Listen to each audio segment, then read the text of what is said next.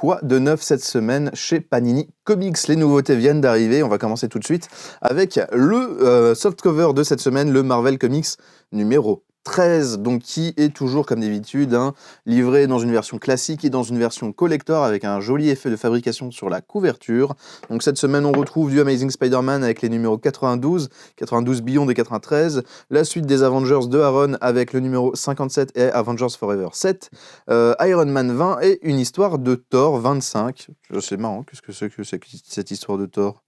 Là, je vais jamais la trouver, mais bon. Du coup, voilà. Donc, si vous jamais vous suivez, du coup, le gros softcover qui compile un peu toutes les séries du moment autour des personnages de Marvel, c'est disponible. Avant d'attaquer le The Boys, l'omnibus, je sais que vous l'attendez énormément. On va parler un peu de tout ce qui a tendance à passer en dessous des radars. Pour les fans de Oldies, on a 3 intégrales cette semaine. La suite de Daredevil avec la réédition de Daredevil avec l'année 74-75, du Spider-Man avec l'année 1978 et une nouvelle série d'intégrales, c'est Super Vilain Team Up.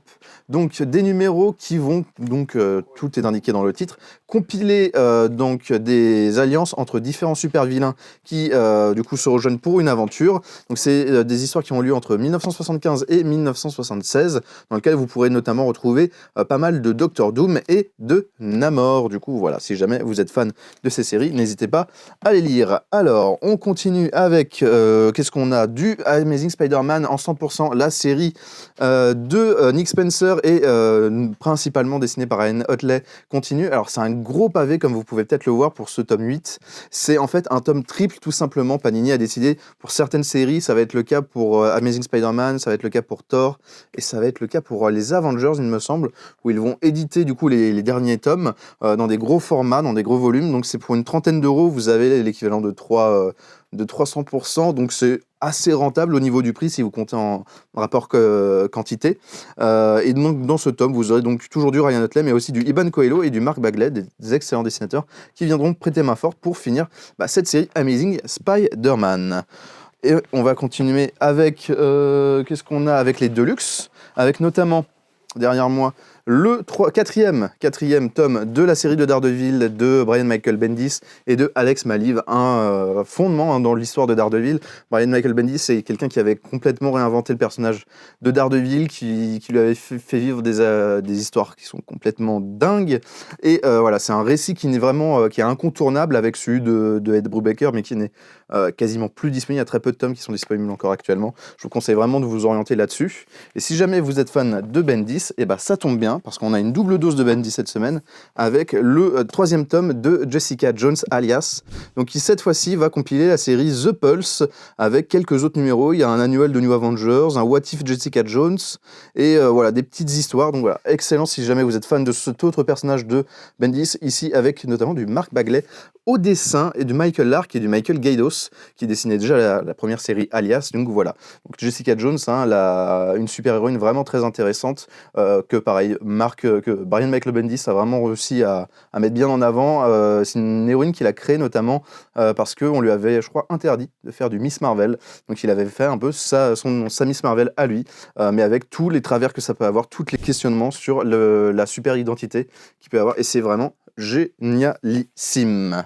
On finit les Deluxe avec le 4e tome de Deadpool, donc c'est l'époque Marvel No, c'est la série de 2013 avec Jerry Duggan au scénario et Brian Posehn aussi au scénario.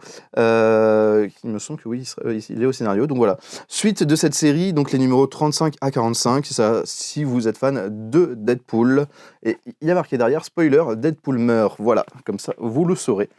Et on finit du coup le gros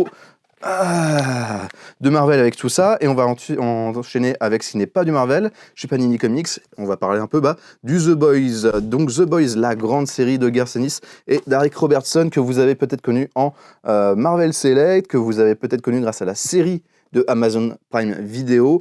Donc c'est une série qui est complètement folle, qui construit totalement le mythe du super-héros. C'est une série donc de Garth Ennis, donc c'est quelque chose de très subversif, de très cru, de très violent, mais qui n'est jamais jamais gratuite, si, peut-être un peu gratuite quand même, mais qui est vraiment très intéressante parce qu'il y a vraiment des propos derrière et une idéologie qui est du certain monsieur pour un peu se questionner le rapport qu'on a par rapport aux super-héros, mais le rapport que les auteurs eux-mêmes ont par rapport aux super-héros. C'est une série qui est folle et qui arrive donc dans un deuxième omnibus pour conclure. Alors j'ai un doute, est-ce que c'est en 2 ou est-ce que c'est en 3 omnibus? Il me semble que c'est en 2, j'ai un doute, est-ce que mon caméraman... On me dit que c'est 2, voilà, l'info n'est pas sûre, mais je vous invite à aller checker, mais il me semble que c'est en 2. En tout cas, c'est un énorme pavé dans lequel vous allez pouvoir retrouver la suite des aventures des Boys. Donc voilà, donc à ne louper sous aucun prétexte, si jamais vous avez un gros compte en banque, parce que ça coûte cher, et aussi des gros biscottos, hein, un bouquin qui est à réserver à Arnold Schwarzenegger, sinon on ne peut pas le soulever plus de 5 minutes. On continue et on finit avec 2 nouveautés. Le tome 9 de Buffy contre les vampires, donc dernier tome de la série, donc cette réinterprétation du coup de la série Buffy contre les vampires, mais dans un contexte beaucoup plus moderne. Ça allait assez loin, c'est une série qui était très intéressante sur le début. Je dis le début, pas que la suite est mauvaise, mais parce que je n'ai lu que les 2 premiers tomes. Mais en tout cas, sur les 2 premiers tomes, c'était vraiment cool. Il y avait vraiment une vibe donc teenager, mais teenager assez bien pensée, assez intelligente, qui était fait pour cette série qui est assez mythique aujourd'hui. Du coup, voilà. Donc, si vous avez suivi la série, le dernier tome vous attend. Et on finit avec les chroniques de Conan. Donc, c'est cette édition qui recompile du coup les Savage Sword of Conan. Donc, c'est tout ce qui était Conan chez Marvel en noir et blanc. Ici, vous avez l'année 1993, la première partie de l'année 1993, avec du Barry Windsor Smith, du John Buscema, du Neil Adams dans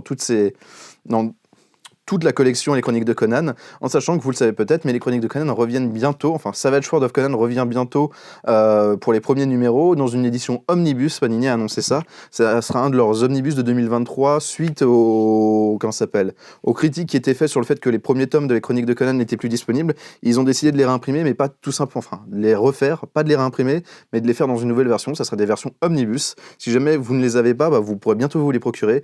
En attendant, vous pouvez commencer par ce tome 93, parce que à chaque fois c'est des petites histoires courtes, donc il n'y a pas de grande continuité, mais à chaque fois c'est vraiment très très sympathique. Ici on a du Royce Thomas et du John Buscema justement qui s'attellent du coup à ces histoires, et c'est vraiment du très culte. Si vous aimez Conan le Barbare, foncez lire ça, c'est vraiment une petite pépite.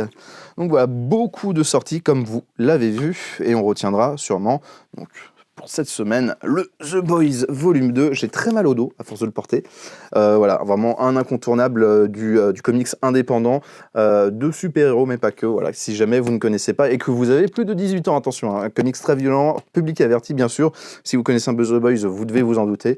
Mais voilà, n'allez pas mettre ça entre toutes les mains parce que sinon ça risque de faire des dégâts. En attendant, comme d'habitude, on vous invite à vous abonner. La petite animation est en haut pour vous le rappeler, à liker la vidéo, à laisser un commentaire. Dites-nous ce que vous pensez, vous, de The Boys. Est-ce que vous faites partie des aficionados de The Boys? Est-ce que vous avez découvert avec la série? Qu'est-ce que vous en pensez?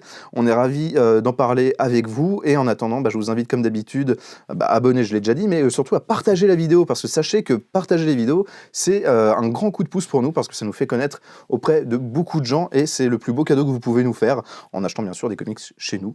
Mais ça, vous devez sûrement vous en douter. Bien sûr, tous les liens sont dans la description de la vidéo, et on se retrouve très bientôt pour de nouveaux Quoi de neuf.